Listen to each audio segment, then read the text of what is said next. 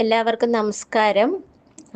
നമ്മളുടെ പ്രിയ സഹോദരി ജിസ്മോൾ, എൻ്റെ കൊളീഗ്, അതായത് ഞാൻ ഹൈക്കോടതിയിലെ വക്കീലാണ്, അഡ്വക്കേറ്റ് സജിത താറ്റിയോട്ട്.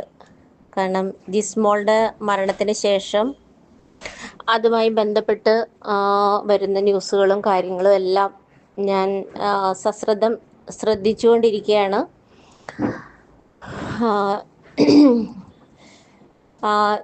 ഈ ഇത്തരം വിഷയങ്ങളുമായി ബന്ധപ്പെട്ട് ഞാൻ ഒരുപാട് കാര്യങ്ങൾ, അതായത് വിസ്മയുടെ കൊലപാതകത്തിന് ശേഷം തന്നെ ഒരു ഫോർമേഷൻ രൂപീകരിക്കുകയും കേരളത്തിൽ 20ഓളം ആത്മഹത്യകൾ, കൊലപാതകങ്ങൾ ഇല്ലാതാക്കുകയൊക്കെ ചെയ്ത് വന്നുകൊണ്ടിരിക്കുന്ന ഒരു അഭിഭാഷകയാണ്.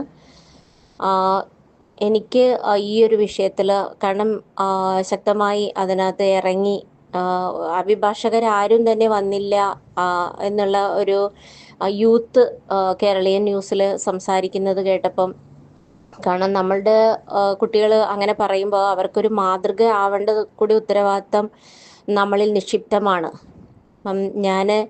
ഞാൻ എപ്പോഴും സംസാരിക്കാറുണ്ട് എൻ്റെ അടുത്ത് വരുന്ന കക്ഷികളോടും, അതുപോലെ നീതി ആവശ്യമായി വരുന്നവരോടും നമ്മൾ സംഘടിക്കണം.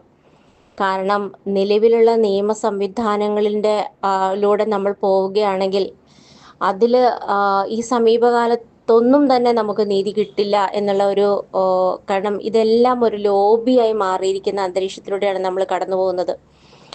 പിന്നെ നമ്മൾ നിൽക്കുന്നത് ജനാധിപത്യ രാജ്യമായ ഇന്ത്യയിലാണ്. ഇവിടെ പൗരന്മാർക്ക് തന്നെയാണ് പവർ ഉള്ളത്. പൗരൻ ഒരുമ്പെട്ട് ഇറങ്ങിയാൽ, ഒരു 10 പേര് ഒരുമ്പെട്ട് ഇറങ്ങിയാൽ ഇവിടുത്തെ ഭരണവും നീതിപീഠവും എല്ലാം മുട്ടുകുത്തേണ്ടി വരും.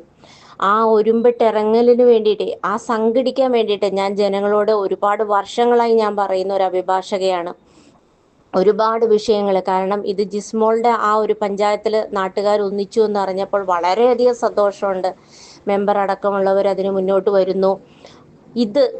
ഇത് ഈ ജിസ്മോൾ മരിച്ച ഈ ജിസ്മോളുടെയും മക്കളുടെയും കുഞ്ഞുങ്ങളുടെയും ആത്മാവിന് നിത്യശാന്തി അവരങ്ങ് നിന്നുകൊണ്ട് സന്തോഷം അനുഭവിക്കുന്നത് എപ്പോഴാണെന്ന് ഞാൻ മനസ്സിലാക്കുന്നത്, ഇനി ഒരു ജിസ്മോളും ഒരു കുഞ്ഞുങ്ങളും നമ്മുടെ കേരളത്തിൽ ഉണ്ടാവാൻ പാടില്ല.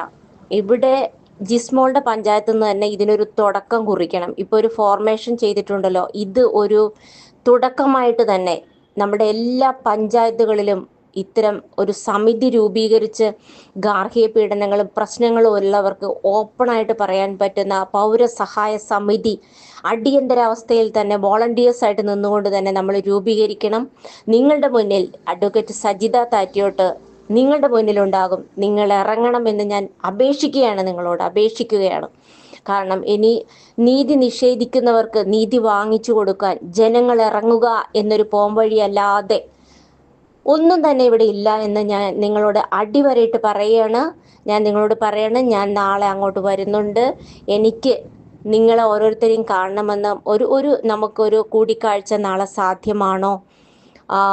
കാരണം കേരളീയം ചാനൽ അവർ വരുമ്പോൾ ഞാനും വരുന്നുണ്ട്. അവരെന്നെ ഹെൽപ്പ് ചെയ്യാതെ പറഞ്ഞിട്ടുണ്ട്.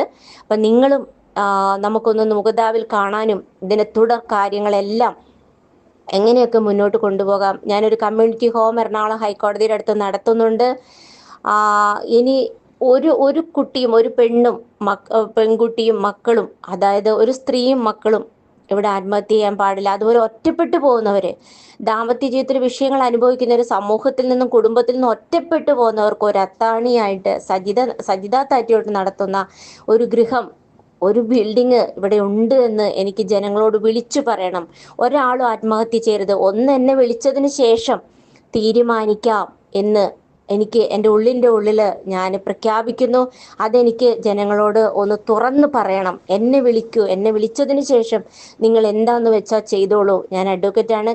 20 വർഷമായി എക്സ്പീരിയൻസ് എനിക്കുണ്ട്. ഞാൻ സമൂഹത്തിൽ ജനങ്ങളുടെ വിഷയങ്ങളുമായി നേരിട്ടിറങ്ങി അവരുടെ വിഷയത്തിൽ ഇടപെടുകയും കാര്യങ്ങൾ മീഡിയേഷൻ നടത്തി തീർപ്പാക്കുകയും ചെയ്യുന്ന ഒരു അഭിഭാഷകയാണ്. വക്കാലത്തെടുത്ത് കേസുകൾ കോടതിയിലിട്ട് കോടതി വരാന്ത ജനങ്ങളുടെ ജയിലറയാക്കി മാറ്റുന്ന ഒരു അഡ്വക്കേറ്റ് അല്ല. മീഡിയേഷൻ നടത്തി എത്രയും പെട്ടെന്ന് ആ പ്രശ്നത്തിന് പരിഹാരം കണ്ടെത്തുന്ന ഒരു അഭിഭാഷകയാണ് ഞാൻ. നമ്മുടെ ഗാന്ധിജി പറഞ്ഞത് എന്താണ്? ശത്രുക്കളായി വരുന്ന 2 കക്ഷികളെ മിത്രങ്ങളാക്കുന്നവരാണ് യഥാർത്ഥ അഭിഭാഷകർ എന്നാണ്.